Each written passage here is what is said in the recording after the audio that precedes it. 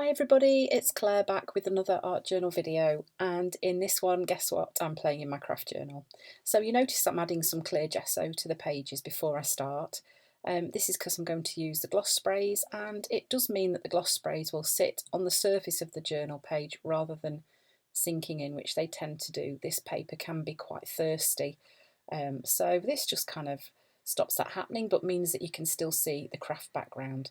So then I've used cheddar, and pretty certain that's magenta, or I think it might be fuchsia. No, it's fuchsia. And then Tangelo. That's the next one. Not yet. Getting ahead of myself. Very much ahead of myself, because that is eggplant, and then Tangelo.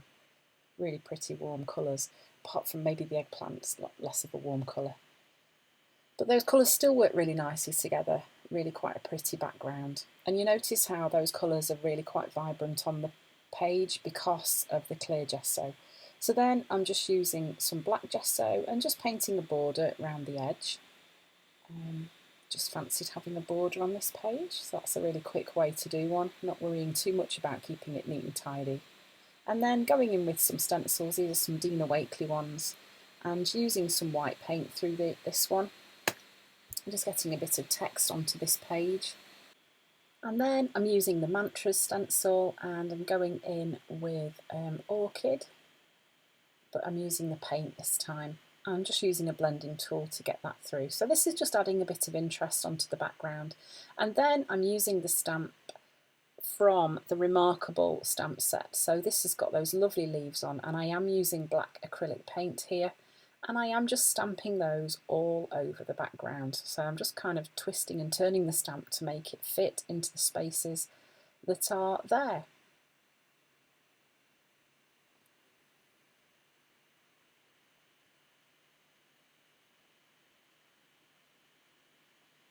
So I'm applying the paint onto the stamp using a blending tool, and obviously the stamp's going to need a really good clean afterwards, because as you know, if you leave acrylic paint on, it can damage the pattern on the stamp. It's got plastic in it, and so it can dry and alter the stamp. So you do need to give it a really good clean after you've used it with acrylic paint.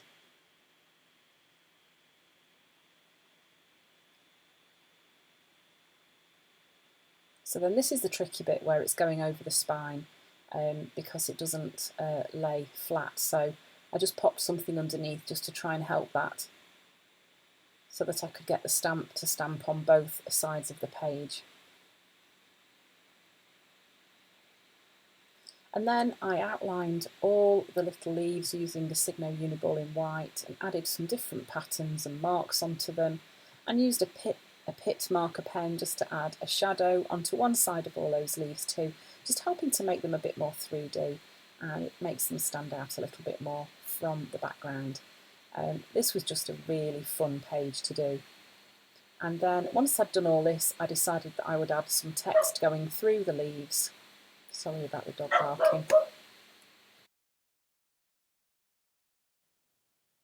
So you can actually see where the text ends up on the last couple of pictures at the end of the video any second now. There we go. So it was lots of fun just doodling and drawing patterns and colours and shapes on those leaves. So thanks for watching, and I hope to see you again soon.